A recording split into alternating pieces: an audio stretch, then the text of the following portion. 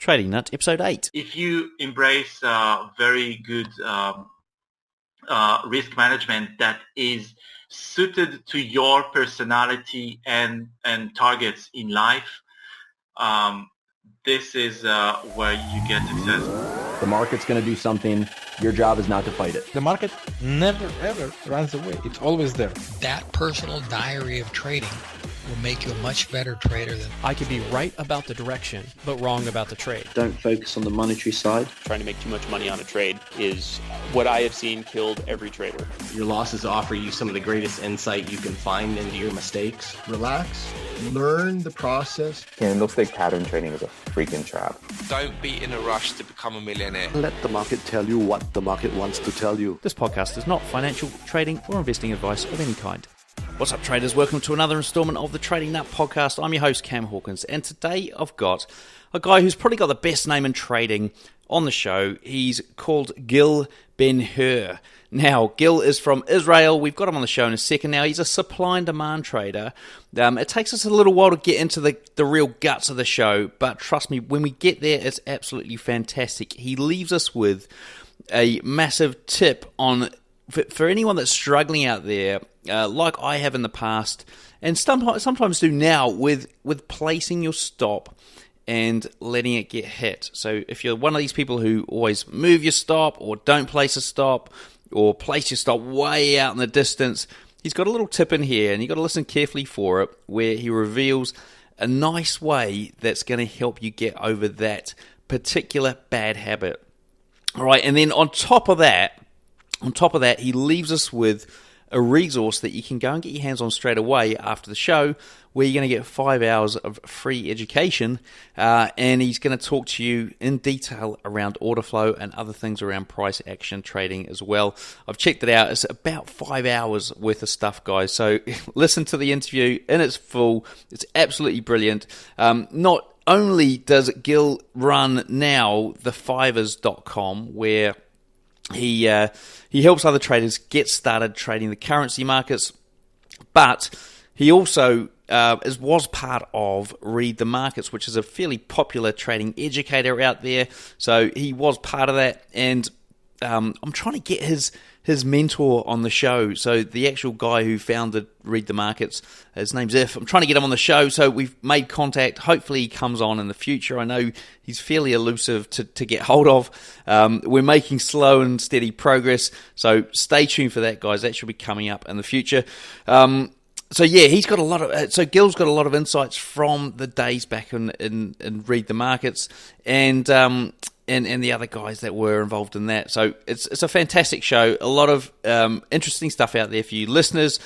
What else can I tell you? Look, we've got 4 more spots left on the Gold membership. So if you haven't taken up the Gold membership yet, there's 4 more spots left at the time of recording. Jump on, it's only $1, and you get access to a trading robot straight out of the gates. You also get access to the full archive of 52 trader interviews. That's over 120, I think it's 123 interviews with top traders out there. So massive education, all sorts of stuff involved in that. Access to the chat room. And then if you stick on board, you get 1 new trading robot every single month, and they're rolling off the conveyor belt. And the bonus kicker here is, if you are a Gold member, and it is disappearing for good, guys. It is completely disappearing. If you are a Gold member, then you do also get access to send me your trading strategies that you'd like to see automated. So if you're thinking, I need to go and get a coder, or I need to go and learn MQL or something like that, forget that. Jump on here, Gold membership. Send me your strategy. I'll build it if it's a buildable strategy. Some of them are just too discretionary. If it's buildable, I'll build. Is that a word? Buildable? If it can be built, I'll build it, and I'll at least send you a copy of whatever I build. And so you've got that copy, and you can at least sort of scratch that itch and know whether or not it was a valid strategy. If it does work, then it gets added into the membership, and the other traders who are on here as part of the Gold membership and what's to come will get access to this as well. So folks, 4 spots left. If you're going to be one of the traders, better be quick. Jump on there now, tradingnut.com. You'll find the links. Righty ho. I think that's it, guys. let's get on with the show and hear from Gil. All right, folks, here we are on Trading Nuts, and we've got Gil Benhur on the show here with us today, all the way from Israel, so we're on the other side of the world here. Gil, how's it going? It's excellent. Everything is very cool these days. Brilliant. Well, look, I think we've got an absolute treat for the guys today because of your history, because of, I suppose, where you've been, what you've done, and what you're doing at this current point in time. I won't ruin it for everyone. Maybe I would have mentioned it in the pre-show chat that I give them later on, but I suppose let's start off with getting your full trading story and finding out how you got to where you are now with, I'll say it anyway, the 5%ers. So let's hear your full story. All right. I was actually at the beginning of my career, I was in advertising, marketing, and filmmaking. This is what I was majoring in university, and grew up with my mother. She was an artist, a painter, and I never knew anything about business, about money. And when I graduated film school, I was trying to make a living with this, and it was very hard for me. I didn't have any skills for management. I couldn't manage people, and so I was at one day I was just frustrated with not succeeding, and I was looking for something else, and I was looking into investments because in those days around 2006, Forex was massively advertised in the media, so I was exposed to that, and I started learning investments and Forex, and I was very fascinated by this. But like everyone, I first learned all the very basics, which look very easy to maintain, but once you actually put your money on it, you realize that there are a lot more to learn. So I was very enthusiastic on understanding what's really going on. People would tell me that 1 minute charts are noise, and the market is random, and maybe you can decode the market by algorithm. I've been everywhere. I was trying everywhere. Nothing would really worked until I discovered supply and demand theory. And that was my game changer moment, where I just started realizing that there are true and authentic answers for what's going on in the market, why price is changing directions, why price is chopping. Nothing ever since looked like random action in the market. Everything can be explained if you boil everything into the supply and demand or the flow theory. But I must say that supply and demand theory is just a very basic theory. You need to dive much deeper to truly understand what you're doing. And in around 2010, I was introduced to a superb trader I met. First, a friend introduced me to this chart on Forex Factory forum. I saw this guy was trading all the on a 5 minutes chart. He was like trading all these zigzags from up and down. It was like just taking every leg that was on I think it was on the Aussie US dollar pair. And I was fascinated. I said, I want this guy to be this teacher. And this guy happened to create his website those days, and I joined in to his community. Since I knew some coding, I was really enthusiastic enthusiastic student, and I learned everything at nights, and then every time I had some idea, I would build another MQL tool to help the community, and I would share it. And this is how I got to know to this person. His code name is Ifmayante from RTM, and we eventually we became partners. I joined his community, and I was started being a leader of this community eventually, and we were working closely together for many years, and we created a beautiful community, and amazing traders were being educated by our free education, and later on we created a premium education. It's called RTM Academy, and the learning and the studying of the market got deeper and more sophisticated and more accurate all the time. And and at one point during our aim to develop our community, we wanted to create trading team that would work with the same methodology all the time.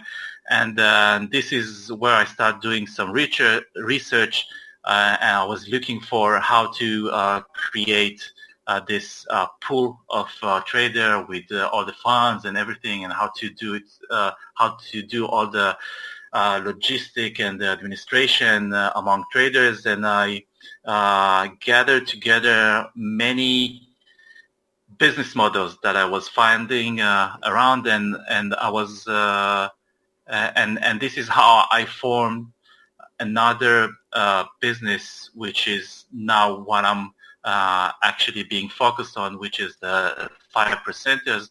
It's funding Forex traders program. I will tell about this maybe later on, but this is what I do today.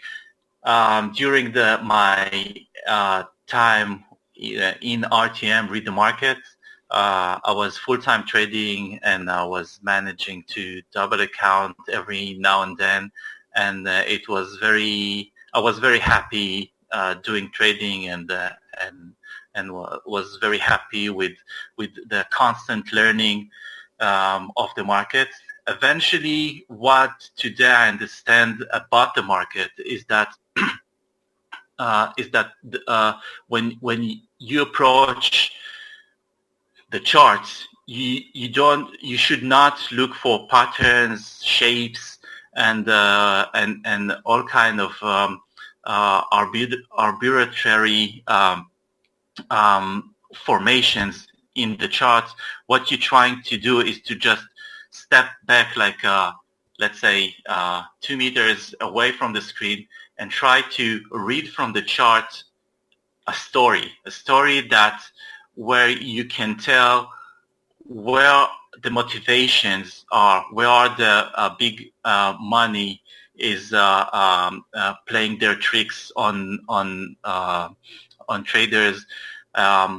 You should actually look at this as a map of a war zone, and know how to be this small lice sitting inside the fur of a big animal that actually rules the market.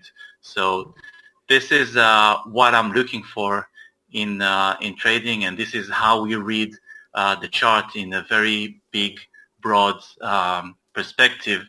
And after we have this understanding, we go much deeper into very advanced price action methods, where we time our entries, that goes all the way from weekly and monthly analysis all the way to 5 minutes or 1 minute charts, sometimes even tick charts, to time our entry. And this is how we get amazing precision of entries, and the benefit here is that we have a very low risk when we trade, very fast conviction if our trade is good or not, and if things goes well, we get amazing risk-reward ratios. I'm talking about more than in 2 digits numbers. You get 1 to 10, 1 to 20 because you risk so little.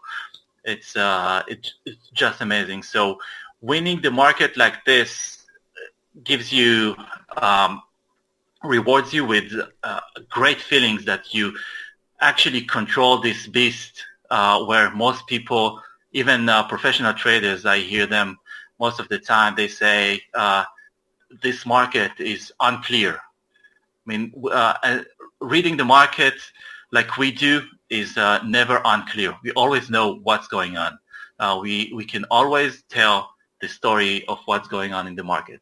So this is on the tip of the fork what I been up to in the past 15 years. So wow, condensed into a nice little story there, guys, for you listeners out there. Now, there's a number of things that sort of scream out to me here in this listening to what you've just said.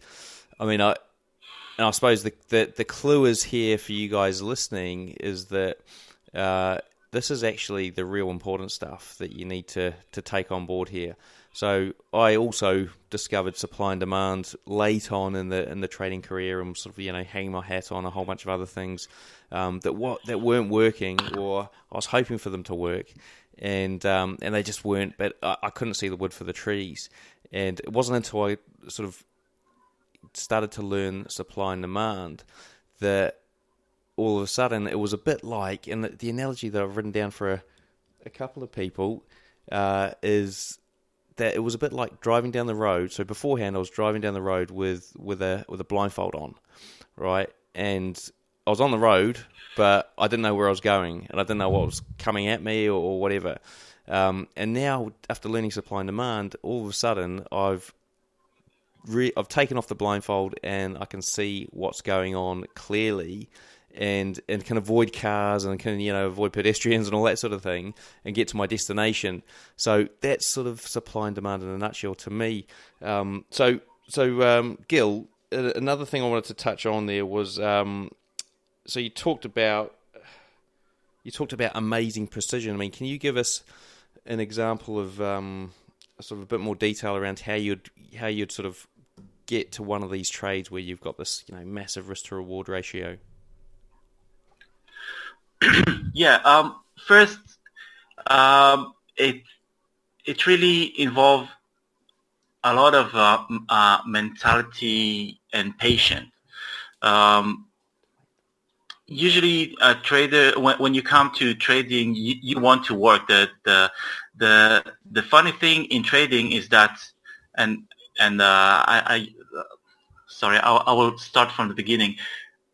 I'm trading from home, and I have this funny thing that when my wife entered the room where I work and she see me doing nothing, it's for her it's me doing nothing. For me, it's I'm sniping for the right moment to enter, and sometimes I have to wait.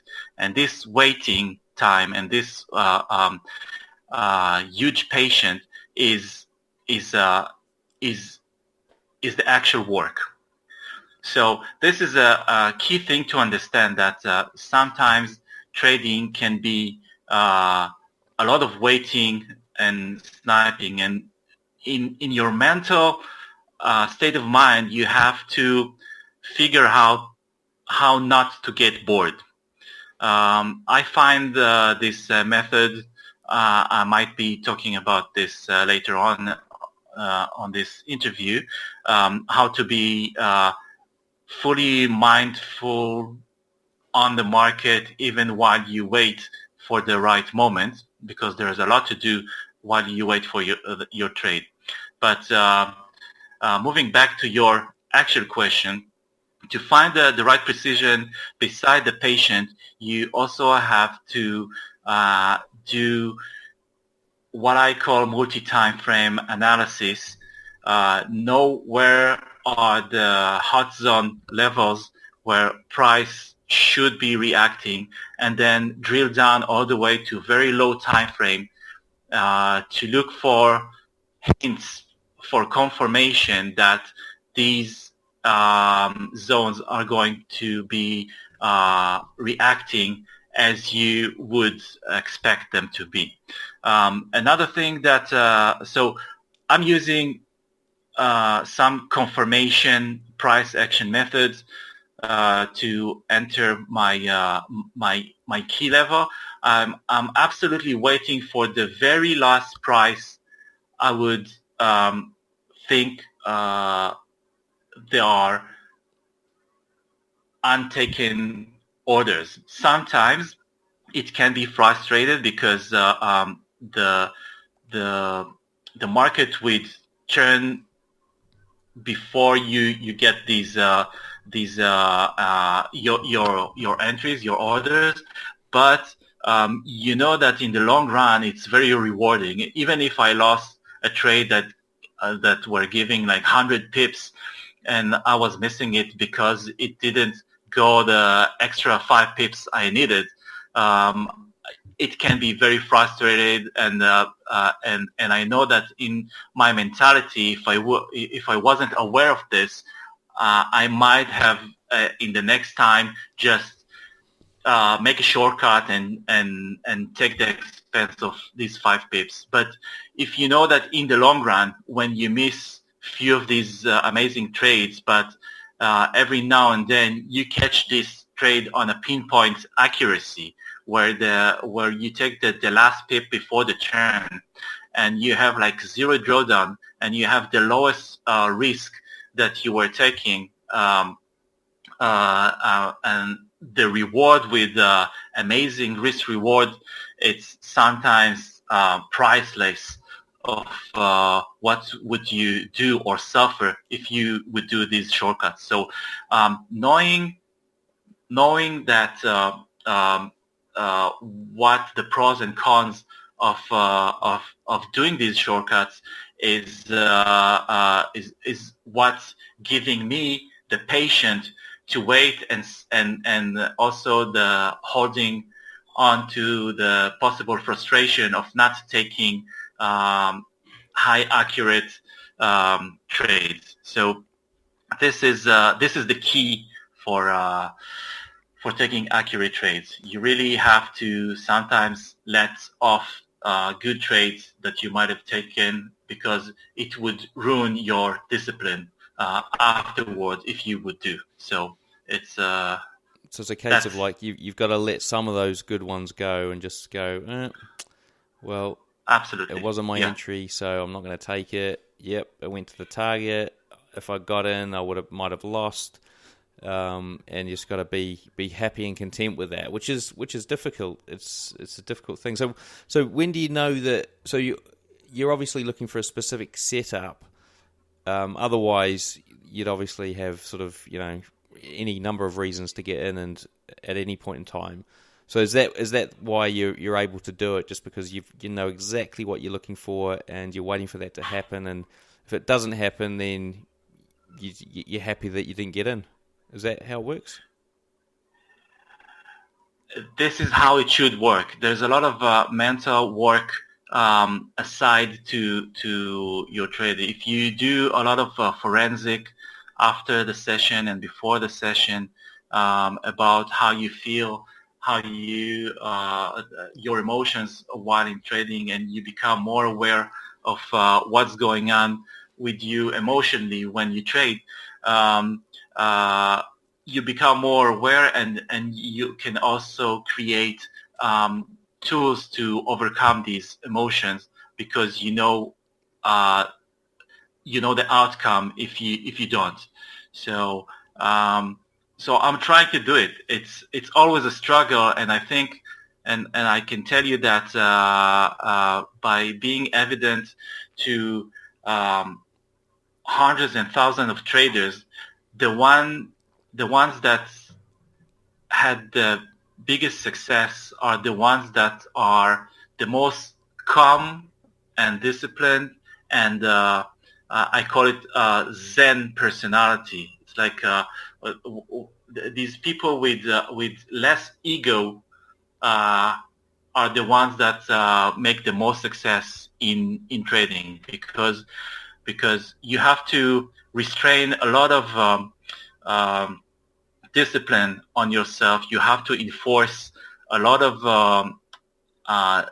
unnatural, non-instinct behavior on yourself, and only people with a lot of self-awareness can do it. And the mentality is probably the most important thing in trading for whatever trading methodology that you would do. So you should know the pros and cons of your trading strategy, and on top of that, you have to create a set of mental tools that help you to overcome all the obstacles and the blind spots that are involved in your trading strategy. Yeah, so true, and I've heard that before in the show, and it takes people a long time to get to that point where they go, okay, what is about the psychology? A couple of other things. So you did mention If from Read the Market. So look, guys, I am trying to get him on the show. Hopefully we can get him on later on in the year or early next year. He's been in contact, so that's good. So we're sort of a step closer here with Gil. And last but not least, what did I have here? I made a note about it. Oh yeah, so we talked before the show that you mentioned that so eventually you sort of you've given up trading to a certain degree, and now you're focusing fully on the 5%ers. I mean, do you want to talk the guys through that? So how did you sort of come to this decision? What was it that made you sort of I think, I don't want to be sat here looking at the screen for 10 hours a day. What happened?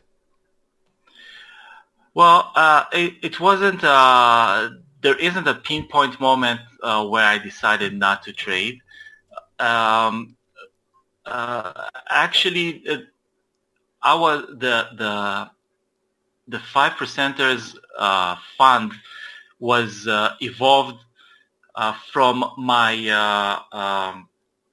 my intention to create a trading platform for me and for my trading buddies. We were a group of traders that are doing the same, and we were looking how we can synergate our knowledge and our time and our teamwork into something more professional. I live in Israel, and I live off the city, the big capital city, and at least in my country, there are not many official positions for Forex traders. Somehow the hedge funds, they don't want to hire anyone to trade on Forex. And it's also happened in a lot of other places. And beside that, most of humanity don't live nearby major capital cities where where all the financial business is going on. If you live in a big city, you won't have a hedge fund that specializes in Forex or in futures or in whatever you do. And most people are living in quiet places. I mean, most people on this world, not everybody living in New York or in Chicago. So we were looking to create something that you can do remotely. We were looking for funds that would hire us to work from our home office stations and on Forex. And I couldn't find this easily, so I was starting to create this. Because I was in the business somehow, I knew how things work from behind the scenes and under the hood, and I was trying to set up this pool of funds so I can let all my friends from there was one guy from Australia, from Poland, from Austria, from Ireland, and from many places, and I was trying to create this setup. And so I was looking for all these models, like I said before, and I kind of made this mix and match of all the models I was learning through this process, and I was managed to create this pool of funds. At one point with RTM, the group didn't really got committed to trading together, and everything was broken down, but I managed to have few friends that were trading with me, and we saw that this model really works well, and we can expand it to more trading strategies. So we're creating something that eventually evolved to become the 5%ers funding Forex traders program, and so events kind of led me to stop being active trading and be more on the administrative and marketing, and all these tasks was kind of grabbed me away from trading, even though I really loved this. So in the very early days of the 5%ers, I was actually giving out webinars, and I was doing some kind of education. I was involved with the traders that were candidating for our funding program because I really love to teach, and I think teaching and helping people out, sorting out this mess, so-called the market, is a really fun and generous way to get to know people, and I really like to get to know people and make new friends all over. And so I was doing this for a while, but all the duties of running this operation got on top of me, and so I can't really dedicate myself on trading, even though I really miss it. Yeah, it's interesting. You sort of did you've done the opposite journey to a lot of the people out there who are listening to the show, perhaps, where they, do the day job thing for so many years, and then want to try and make some money on the side, and decide that trading's the way to go. You've almost done it around the other way. So you started off trading, and now you want to get into the old business side of it, which I think some of the other guys that have been on the show that were quite young will, we'll see where they end up. They might end up doing the same thing as well. So do you want to give the guys? We've talked about the 5%ers already a couple of times. Do you want to give the guys a quick sort of rundown before we get into some of the rest of the questions that we've got here for you? Yeah. Well, so the 5%ers today is what we call a funding Forex traders program. It means that what we do is we constantly scout for talented Forex traders that can make profits in this business. And if we find one, we let him trade from his own home office or whatever setup he's comfortable with.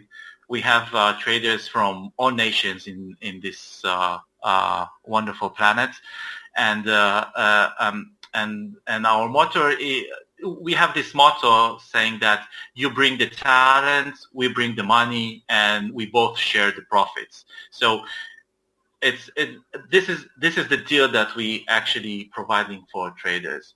So once you get accepted to our portfolio manager program, is after you being evaluated, and we decided that you're good for us as to invest on your trading. We provide you more future horizon to grow with us, and we've created also a very cool growth program. So when you trade with us, you have this program where we double your market buying power for every 10% that you're making. Our key in managing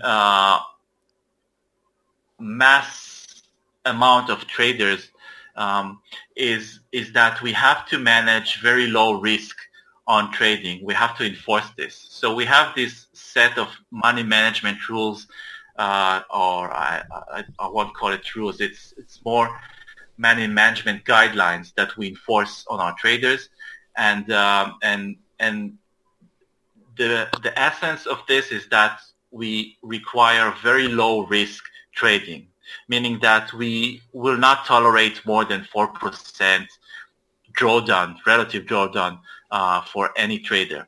But this doesn't mean that people cannot work with this, because percentage is only a proportional number. You can, let's say, if you know that your strategy is capable of a 40% drawdown, to work with us, all you have to do is just to cut your lot size by 10, and you're on the 4% limit, right? So people not usually get it, but this is how we maintain very low risk enforcement, and the way that we compensate on that is that when you make 10% profit because you cut your lot size by 10, we actually double your account, double your buying power after you make 10% net profit. So we encourage you to do low risk trading, and also to be very humble on your profit targets. But when you get just 10%, you're being rewarded by the 100% that you might have been expecting. So this way, we have this by doubling the buying power. If you go all the way on the series of doubling, you would, with the 5%ers, you would probably manage over $1 million account after a few rounds of making this 10% because we double. So this is something that is uncomparable to self-funded trading accounts because we have enough sufficient capital to provide good traders, and our common interest is when we are associated with a good trader and he's proving that he's performing well and providing profits for the fund and for himself, is to give him more and more buying power. We're doing it gradually, so we don't get into debt anytime, and also to ease in the handling of higher capital every time a trader is being escalated. So to summarize everything, we fund the traders, we give them everything, we give the capital, the trader brings the talent and the trading, and we share the outcome. And when the trader is performing well over time, we give him more and more buying power, and by that he can also get his own, his or hers living from actual trading. One last thing is many people would question how they can get qualified. So everything is being explained in our website, and the process is very simple.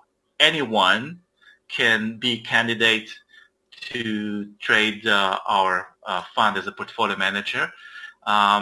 So the only thing that you have to do is you have to being evaluated on your trading. The way we do it is we give you a real money trading account after you buy an evaluation kit, and you're actually being we provide you real live trading account for the fund, and you start trading, enforcing the risk management guidelines that we require, And once you reach the target, which is 6%, I think, on the valuation, on most of the valuations program, you being qualified for the portfolio manager entry level. So there is a little cost for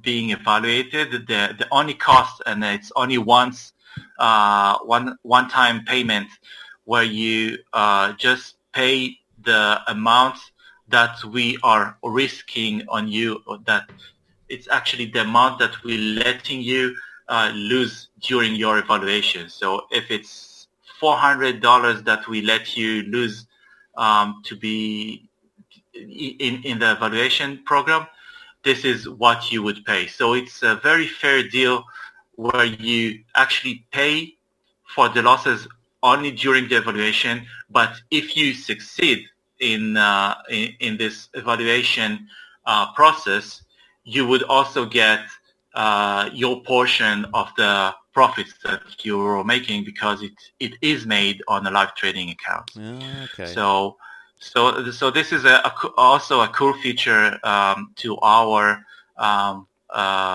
program, that you're not losing any days on trying to prove anything. You just start trading real live capital, and you have the potential to make your earning since day one, even while you're being evaluated. Yeah. And if you, of course, when you successfully complete this challenge and you start working for us as a portfolio manager, numbers are just growing very fast in non-linear curve, and it's so. Yeah, it's interesting. It's a definitely a unique concept. And I suppose if people out there are thinking about it, it's a way to go. Well, if you've got $400 that you're going to put in a trading account and trade, and want to have a sense that you're trading a larger account with unlimited upside, then accelerate that I suppose the ability to get better without risking so much, then this could be a thing to look into.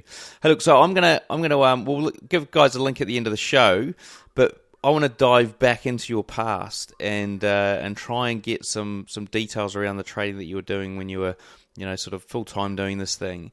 So I mean, if you're going to probably have to rack your brain a bit here, but because it was a couple of years ago.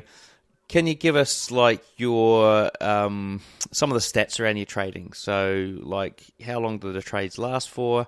What was your winning percentage, risk to reward ratio, that sort of thing? Okay, in my personality, I can cope with only short-term trading. This is what I like. This is where I get fast satisfaction from trading. So my personality leads me to trade low time frame and take very fast targets, and by doing so a few times in a session, it adds up to enough of what I need. And because we're trading price, I don't know, many people have this strong concept about technical analysis. People often ask me, what time frame do you trade? And price and time frame are two different things. They're not related. Time frame is just an arbitrary package for price. I mean, a candle can be 5 minutes. It could be also be 6 minutes or 4:35 minutes. You could wrap it and create the Japanese candlestick from it. So and if you look at 1 minute at the reversal point, at the very pinpoint of where price had turned, you would see it in 1 minute, and also in a weekly, it would be the same price. It's meaning that time frame has no factor. on that. So I'm trading very short terms, but it's rely on longer time frame analysis. And like I mentioned before, or what I'm doing is I'm drilling down from weekly, sometime monthly, all the way to very low time frame to time in my entries. And when I get inside the power key levels, this is where I look for my confirmation to enter.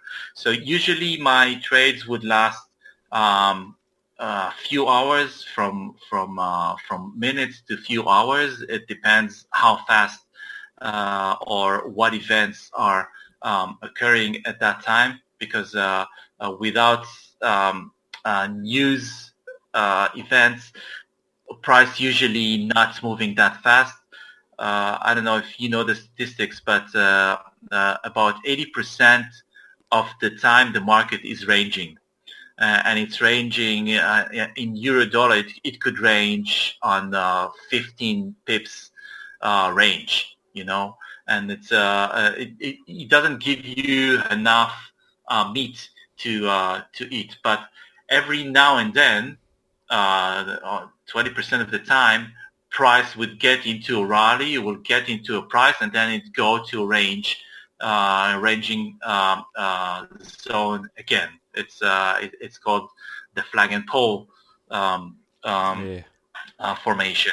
So you have to be in a trade before this spike had happened. So you have to know how to get into this trade and just wait for hours sometimes to get into your target. So it's actually timeless. So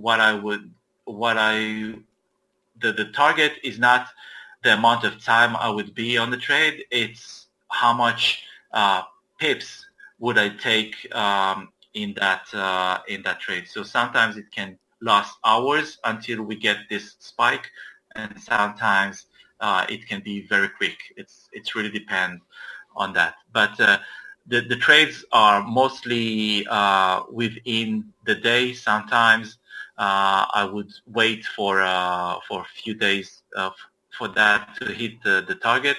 Sometimes if price is really breaking some key levels, when price actually break a level, I manage it also give me a secure level to shift and trail my stop loss beyond the profit level. So if I get that situation, I might be on a trade and develop a swing type of trade where I can get more pips, and sometimes these trades, if you got in the right place and price never goes back on you, you can hold it for days and maybe weeks and catch huge waves. Sometimes that happen too. So when you trade in that precision, the options are open up for you to go almost anywhere. But on my mindset mentality, I always aim for the lower target, the fastest targets that I can bank in and become flat again. And anything else would be just a bonus that if I could utilize, it would just be a bonus for me. And so, how many trades would you be doing in a week back then? Well, in a day I could do like up to from 3 to 10 trades a day. So in a week it would be like around up to 50 trades. And also it depends. If I have some runners, I would be more concentrated on maintaining and managing this position and would not open other trades. So it's just very broad numbers that I'm throwing out at you. Yeah. It really depends on what I'm involved in at the moment. And so what would your winning rate have been? Sorry? Your win rate, what would that have looked like? I would say at the past few years, I would not measure any statistics, but I would say about 50 or 40% of my trades would be winners. But when you consider winners, not everything is the winner that is the definition that you would call a winner. So I would ask you: is a winner is a trade that went all the way to the target that you're intentionally wanted, or is it just 1 pip over the entry point? Yeah, it really depends on how you define a winner. Also, I have this same concept for losers. It's if you were taking the risk that you were planning before your trade, if you would get the full risk and the full loss, and you got your stop loss hit where you put it initially when you pre-planned it, is that a loss? I think it's not, because it would harm you mentally if you would call it a loss. Losses are inevitable part of trading. It's if I had a shoe store, I would have to buy shoes. I would have to pay my supplier for this. When I lose in trading, this is the expense. This is what I pay back to the market in order to wholesale and profit from the whole operation. So losses, if they are in the plan, should be embraced, and you should be happy taking them. And this is part of your successful, mindful mentality. Because if you consider a pre-planned risk as loss, you're actually harming yourself. So I wasn't really being able to measure how many were successful or not, because many things changes after the fact that you enter the market. So many things would go nuts by your plan, and this is another message I have for trader, is that there won't be one scenario. There never going to be one scenario to the market as you expected. Don't try to predict what the market will do. Try to be attention to what the market is doing and react upon this. Be prepared with an action plan that lets you react in an efficient way. And so by having this concept of position management, it's really hard to create a real statistics of what is good and what is bad. It's not just black and white. Yeah, I know what you mean. I know what you're saying. I mean, I'm thinking I might start calling losses expenses instead. It might actually sit better with me. Well, yeah. We're most of us are small players. We have no way to affect the market. The only thing that we can do is we can ride the market to whatever it takes us, and being and having this approach of not knowing what the market will do, and just reacting to what the market tells you. I think it's the best tactic to overall win and bank profits from the market. And so if you come and you tell yourself, I don't know anything, I'm not trying to predict anything, I'm trying to react of what I'm seeing according to my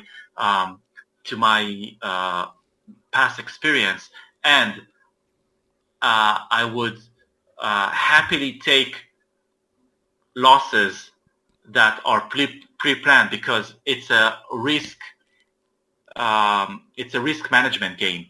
And if you're not willing to take the risk, if you're avoiding taking the risk, and if you're denying that your trade is going the wrong way against you, you'll be in trouble very, very soon. You'll be frustrated because you weren't accurate, because your expectations from trading is wrong. It's something that it's not, there's no, the reality will not let you, it's just a wrong reality perspective. Okay, you can't expect winning all the time, and if you call a loss by your plan a loss, and you're being frustrated by it, and you say, okay, where I went wrong. You never went wrong. You took a risk game, and this time the market went against you. The question you should ask yourself, was I playing by the plan? Was I doing the right thing? And if you were doing the right thing, you should be happy for taking that loss, because taking that loss by the plan would save your money, would save your trading career, would save your mentality strength over time. So you really have to be happy to pay your supplier his costs. Yeah, and that's the way I look mentality at thing to that everyone needs to get right. Now, look, this interview's going to be a long one at this rate. So what I want to do is I'm going to skip over a couple of questions here, and because I think you've touched on some of them already, but I'm going to dive into this one, which is I like asking this of all my guests: cryptocurrency trading. Have you traded them? Did you stop before they sort of became popular? What are your views? Shoot. Okay. Well, cryptocurrency is, I have a very strong view about cryptocurrency as an investment vehicle. It's, I would say it loud and clear. At this time, at this moment, cryptocurrencies cannot be an investment tool. It has too much volatility. It's not clear yet where it's really going. It's it's like the Turkish lira. A Turkish lira is a valid currency. It's and it's still, it's just, its volatility is not something that I would put on my investment profile. And so is cryptocurrency. It's not mature enough to be an investment or a tradable vehicle. What I do want to say about cryptocurrency is I really favor and I would really want to see the concept of cryptocurrency become reality as soon as possible. I think the real money is corrupted, is being taken advantage by huge corporations, by countries. It's very much in control and manipulated. And I think the cryptocurrency philosophy and practice is the right thing for humanity. It should be the next step for the global economy. People should take this concept and embrace it, and it should replace the centralized currencies as we know it today. So I really want to see cryptocurrency succeed, but as an investment, vehicle, it's not mature enough. It's too volatile. It's too fragile. On every tweet, it can change. Countries are fighting against it. It's not regulated. A lot of the same asset would be traded with huge differences between two different exchanges. Depends on what country it is. It's really messy and unclear vehicle to trade. Same thing with some currencies that's in the world, like the Turkish lira, or I don't know, the Iranian currency. It's something that you wouldn't feel comfortable investing in. So if you're looking for a vehicle where you can manage risk on it, cryptocurrency is not a vehicle like some other, like the Mexican peso. You know, you can't really rely on what's going on there. You can't manage risk on it, so it's not going to be on my portfolio. Cool. And again, I want to see the crypto succeed in taking over the economy as the leading currencies. It's just funny because I'm getting I'm feeling sort of rumble going on at the moment with cryptos after, it's almost a year now since Bitcoin took off. So I just get that there's that sort of murmuring going on. People have started talking about it again. People are forgetting a year on. I don't know. I'm just putting a stake in the ground here. So let's see what happens in the coming weeks, coming months. Now, I'm going to ask you the question around technical analysis. And so you're a supply and demand trader. I want to know what 3 things you'd recommend somebody, a novice trader or an intermediate trader, start educating themselves on when reading a price chart, and specifically around supply and demand. Okay. I have a very non-conformative answer to that. I would not tell you to learn anything in technical analysis. What you should be learning when you do your research for finding your own way of how to interpret what's going on in the charts, the key for you to know that you're on the right path is where you have a very reasonable and authentic answer for the question why. There are a few whys that you should ask yourself all the time to determine if the technical analysis practice that you're learning is providing you a real understanding of what's going on in the market. You should ask yourself why price has turned from that specific point. And I will give you a hint. It's not because MA 200 crosses MA 500. Okay? This is not a good answer because it's arbitrary. You have to ask yourself, what is the core reason for price to turn, to range, to rally? You have to ask yourself. I think, in my opinion, supply and demand and order flow understanding gives all these answers. Sometimes you cannot answer this beforehand, but most of the time, like 99% of the time, if you understand order flow and supply and demand, at least in my opinion, I can give authentic and reasonable answer for why price had turned from here. Why is price ranging? Why is price chopping? Why is price whipsawing everyone? Most traders would call it just noise or random market. It's not a random market. It's a pattern. Somebody is taking all your stops. Somebody is put you in traps in these whipsaw places. This is an event of a market participant. There's an answer why this is happening, and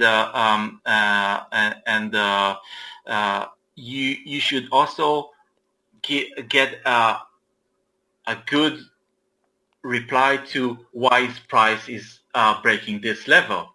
The price can break a level. Why did it bounce on that level before? Why it reacted before, and why now it was broken? There are answers for that.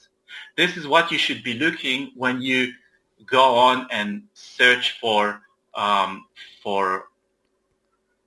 what to learn on the market. And I would, if you ask me, I would direct you to learn order flow and market profiling, and try to read out the story of the market from the charts in a way that would give you the answers for the why. At least for me, when I started getting answers for the why, not because it's a hammer shaped candlestick, the answer is more core inside. It's something is truly moving the market. It's a real thing. The market. It's not just a matrix of numbers. There are real participants in the market. Hedge funds, economics, commerce. Everything is boiled into this chart of yours, and real things are happening there. You have to figure out what's going on there. So that's what I would send you to learn in order to really understand charts. It's interesting. It's exactly what my mentor Andre Stewart's been preaching for the last year and a bit to me, and all of his other students. And look, it is really. As soon as you understand it, I can concur that things start to sort of light up, and it is like, taking the blindfold off while you're driving down the road. Right, Gil, I'm going to move into the quickfire round here and ask you these questions that I've got, about 9 of them. So let's get into it now. So how long did it take you to go from trading newbie to consistently profitable? It took me about 3-4 years searching for the right methodology. It took me about 4 years to discover supply and demand, and ever since when I started really getting answers for my why questions, I was having a good sense that I'm on the right path. It took me another year to get in depth to what Read the Market was teaching by this guy If. And I really hope that you get an interview with him, because he's like a fascinating person, and he has a very unique view and proven view on the market. So it took me another year to practice these methodologies and these new concepts, and to boil them into something that I can actually understand the market. And then it took me another few months to try and error my personality in it, because after you understand the market, it's not the end of your journey. You really have to find how your mental strength and weaknesses are affecting your trading in it. Understanding the market and analyzing the market, you can be superb analyst, but a very poor trader. And you can be a great trader, but not by not understanding the market, because you really have the instincts and you know how to manage risk. And manage risk is like 80 or 70% of what would make you successful. So don't think I'm preaching into read the market methodology or price and demand and price action combinations. You can do whatever you want. You can trade oscillators and indicators and whatever you do. If you embrace very good risk management that is suited to your personality and targets in life, this is where you get success. So it took me another few months to figure out what is it for me, how I can apply this knowledge into practical trading, and this is was the point where I was start being profitable, and I was starting dedicating my full time into trading for a few years. And then, of course, I wanted to joint venture with more traders, and the rest of the story you already heard. It's brought you on the show here also today. Out of trading. Yeah.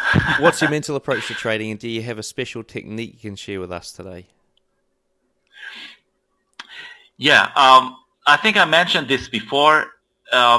First, I really have to give answers for the why on when I do my analysis. Everything should be explained by whys and give a good answer that is provided by the terminology and the methodology of my analysis. When I have this, I have enough confidence to take myself into trading. But the mentality that I have to bring to trading is it's a very sophisticated and personal thing.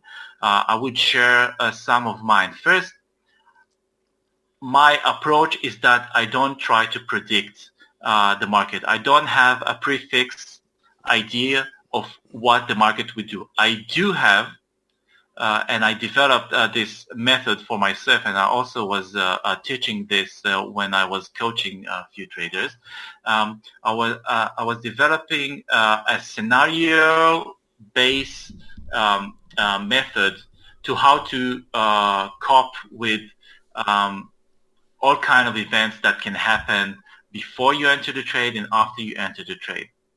I mentioned that before, that this is how it kept me not being bored while I'm waiting for my trade, because I always do assessment for my upcoming trade, or while I'm in my trade, I always assess what's going on with my trade. So before I enter my trade, I have, of course, my entry level that I expect. I have the target, the fast target that I want to take, and then in between, I write myself at least 4 scenarios, but sometimes more, because when you get to know the market, you have more scenarios, ideas of what can happen. And for each scenario, I give a definite action plan for what's going on. I'll give you an example. When I get into the trade, after I will get, this is scenario 1. If I get into the trade and price will range in my drawdown zone, when should I let go the trade? Should I if the trade passes another low time frame key zone inside that inside that drawdown zone, in my risk, in my loss zone, should I prematurely end the trade in a loss, or should I wait to my stop loss? If price was spiking very fast from my trade, and now it's chopping its way back to my entry point and is consuming all my trades, what should I do? Should I take partial? Should I close it? Should I wait? Should I let the price hit my entry point and then go back, because I expect there are many scenarios that can happen, and for each one of them I decide what I'm going to do. So when things are happening in the dynamic of the market, sometimes things happen fast. I don't have to think. I'm ready to pull out my pre-planned action, and this is how I work. So this really helps in my mentality. So I never let myself reacting in an emotional way to what the market is handing me. I'm always prepared with a systematic action plan for what I'm doing. So this is a very powerful thing that works for me. I used to teach this, and I got good comments for people that learned this, and I think it's and it also makes you being very attentive to the market. You always focused in the market. You're not getting bored. You're not going because you're waiting, and now you enter the market. Now you can go to your Facebook and talk to your wife and your kids and play them and just wait for the stop loss or your take profits to hit. Things will happen in between, and the scenario will change. So the main thing I'm trying to say, I don't know anything. I just manage risk, and I have to manage risk all the time. All the time I'm looking at price action, and then I know into what kind of scenario it falls down, and then I have my action plan to play accordingly. I could do with a few of those action plans by the sound of it. What's your favorite entry setup? There's this setup we call Quasimodo, which we really elaborate this on Read the Market, and there were a few courses about this that we have developed. We call it the Quasimodo mastering class. It's I urge everyone to look up on this Quasimodo on Google. There's a few sources for that as well on Forex Factory, and on the this guy he used to on this I forgot his blog called Non-Brainer. He changed it to something I cannot. Yeah. So he's talking about this, and also if Mayante took it to a very high-end, sophisticated level.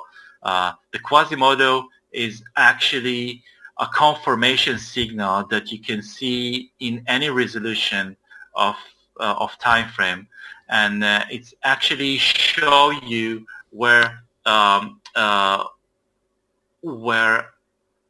reversal is about to happen, and when it's going around a key level, then you can assume that that you can take your risk on that place. It's really work quite beautifully.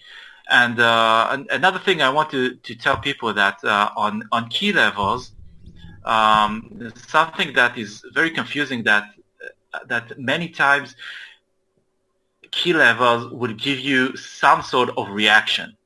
And people tend to think that this reaction should be reversal, so maybe they will hold on the trade. So you have to be aware that a reaction will happen because of order flow imbalance in that key level. This is why it's a key level, so the reaction itself is not a good confirmation. But if the reaction is come in a formation of a Quasimodo, it gives you a better signal that this key level is going to maybe work. Again, we don't know. We just play risk on that level.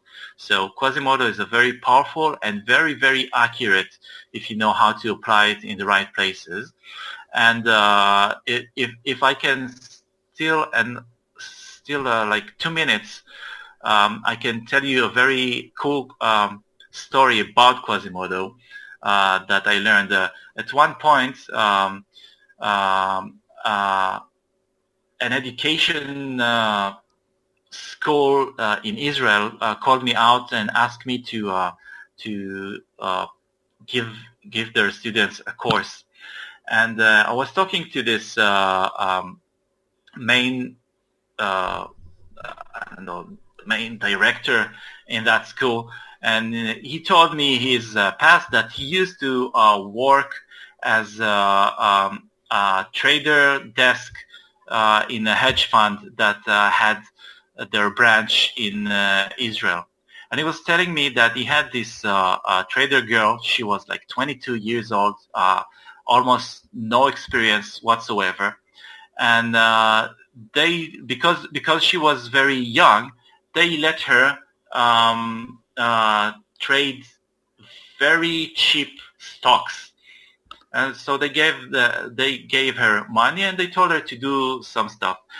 Eventually, she came up with this thing, and I want you all to memorize what she did, so you understand what is market manipulation.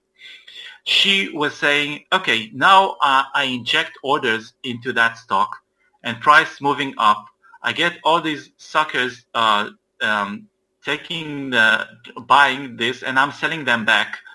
And then I'm selling them back more powerfully, so I take price down, so they all sell again, so I buy from them. And the thing that she drew on the chart was a Quasimodo.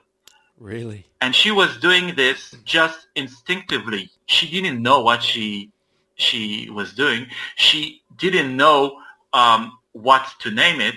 She didn't know what shape it makes. She only knew that she can jerk off, I'm sorry for my language, traders and get them into all sort of manipulation, giving them fake outs so they can think there are breakouts that they can take advantage of, and then she would sell them. She had sufficient money, sufficient buying power to control this very cheap stock. Huge hedge funds have sufficient sources to do the same on low time frame scale in Forex as well. So these Quasimodos are hints for somebody is playing around with you. So you would call it whipsaw or whatever. It's if you understand Quasimodo, you would see it's signaling you something that this big guy is playing around with you, and you know exactly what he's playing on, and so you can enter the right way and be patient for all the zigzag that he would do until he shake off all the amateur traders and take their money and start a new rally, and you're with him. So Quasimodo is a real thing. I happen to learn that real traders with real buying power, creating this in by their instincts, and we know how to read it and understand it. We can just really enjoy huge precision and great understanding of what's going on in that area. What a fascinating story. I know of Quasimodo already, so I can see this is absolutely brilliant. I hope you listeners out there go and search it up and then find out what it is if you don't know what it is. Now, this is the longest quickfire round ever, but hey, we're going to get there in the end. What strategies do you use to exit or manage active trades? Well, first I use hard stop loss. I don't use mental stop loss. It's never worked for me. The way I'm exit trades is I think I mentioned this before. I always, when I'm in the trade, I always reassess what's going on in the market, and I have this action plan that tells me what to do. Sometimes I would reduce my exposure. Sometimes I will take everything out in small profit or small loss, or at rare occasions I would let my trades go all the way to the hard stop loss. So the mental stop loss is in between my entry and my hard stop loss, but I would also be mindful and listening and observing the market, and then if it falls into one of my scenarios, I already have an action plan what to do. So this is how I exit trades in profit or in loss. And as long as my trade is within my initial stop loss boundaries, any loss I would not consider it as a loss. I would consider it as working by my plan, and I would force myself to smile at this and to be happy with this. Again, my message is to embrace your losses as long as it's within your pre-plan, because if you do, you actually educate yourself to acknowledge that this is the inevitable reality of trading. Taking the losses, love them because it's within your plan. The overall wins. What's your recommended trading book?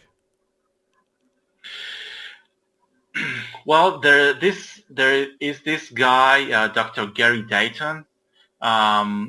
He writes a wonderful book. I think it's a treasure for every trader that wants to go professional. It's called Trade Mindfully by Dr. Gary Dayton. And this guy, he's a trainer and a coacher for the top professional traders in Wall Street and in Chicago. And he's I think he's a psychology doctor, and he specializes in the mentality of trading. And after many years of practical work in coaching traders, he writes few books, and he gives also webinars. And he actually gave me the tools, the fundamental mental tools that I needed to do the shift from trading by instincts and to be more structured in a disciplined trader, because he helps you to map all the obstacles, all the black spots that you have, the mind black spots that you fall over and over on, and he helps you create the tools how to overcome these. And it's really a mind-blowing book. So I recommend it to any trader, and this is the only book that I would recommend ever on trading. The rest is up to you to learn and to write your own book, I think. I'll have to try and get this guy on the show. He sounds fantastic.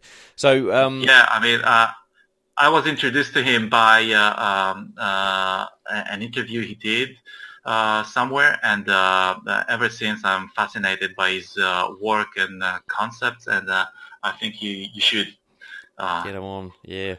Now, I think you've answered some of these questions. What's your preferred broker and trading platform? Well, because I love to code, and because I love the agility of creating supporting trading tools, I really like MetaTrader. I know I had experience with other platforms like CTrader and NinjaTrader. I really like them too, but because with MetaTrader I have more control and more knowledge about their MQL language, and I really like to help myself by creating all kind of alerters and assisting tools. MetaTrader is always was my favorite, so this is my choice of platform. But I know that if I'll take the time and learn the CTrader easy language, I think I would prefer that, because I don't know, something more fluent goes in there, more easy to manage the trades from the chart. I'm a very visual guy, and I think they're doing great work on their charts. But to be honest, we don't really have choice. MetaTrader is a monopoly in this business, and most brokers suggesting this. I usually go on the broker, and whatever he gives me, it's what I trade. And what broker do you typically go with? I don't like American brokers because they're too restrictive. The Western Europeans are the ones that I feel most comfortable with because they're good regulated, and they guard my rights as an investor with them. I change most often because I never find yet the perfect broker for my intentions. So I have few. Usually go with sometimes I go with big brands, very well-known names, and sometimes I find these boutique brokers that can offer me setups, condition setups that I want. So I'm very open to changing that. I never found the broker that I would last years with them yet. Okay. If you could leave our listeners with one piece of advice, what would it be? I would say I would take a suggestion and leave 3 advice. First one is you must remember that trading is not gambling. You should not take your trading into gambling. Don't try to predict. Don't be fixated on your bias on the market. Try to be more focused on what the market shows you and play on that. Another thing is don't do anything. Don't play the market. Don't put your money where you don't have a very good answer. Why is price trading here? Why is price breaking here? Why is price chopping here? Don't ever risk your money if you don't have good answers for your whys. And again, don't try to predict. Observe the market and be prepared with your action plan for whatever happened. Know your strategy, and whatever can happen, whatever can change, be prepared for that with efficient action plan. So these are the 3 things that I would recommend everyone to invest their time and research on. Brilliant. Now, the last question of the show here, Gil. So we'd like you to give us the bones of a full trading strategy: entry setup, stop loss, take profit targets, market time frame. Basically, something our listeners can try at home this week. So you want me to stay longer for another 4 days here on the chat? Yeah. Look, I mean, we've only gone for an hour and a half already. I'm looking at the timer here. I'm just hoping my machine doesn't shut down and we lose the recording or something. Well, I think in broad, I would suggest anyone to learn anything that that would bring out the sense from the market moves. I think it's order flow analysis, supply and demand, price action for the tactics, and having a broad view of the market narrative, of the market story. So I would really recommend anyone who really feels that what I'm saying is making sense to try readthemarket.com. I'm not associated with them anymore, but I still think it's the best thing to learn. You can also, it's a paid site today. I don't think it's expensive, but if you do looking for free material, you can look up for their YouTube channel, or for they have a thread on Forex Factory. Another thing that I can offer you is that in about a year ago, I was doing a series of 4 webinars where I laid out my understanding, the basics of what is order flow analysis. You can find it under the Fiverr's YouTube channel. So you would get like 4 webinars almost 2 hours each explaining how I view the market, and so it gives you all the fundamentals to all the foundations to understand my terminology and my interpretation of the market. So beside that, anything that I would say, it just will open a Pandora box because we really have to dive in to understand everything from the theory to the practice to the mental. It's too complicated to say it in just a few minutes.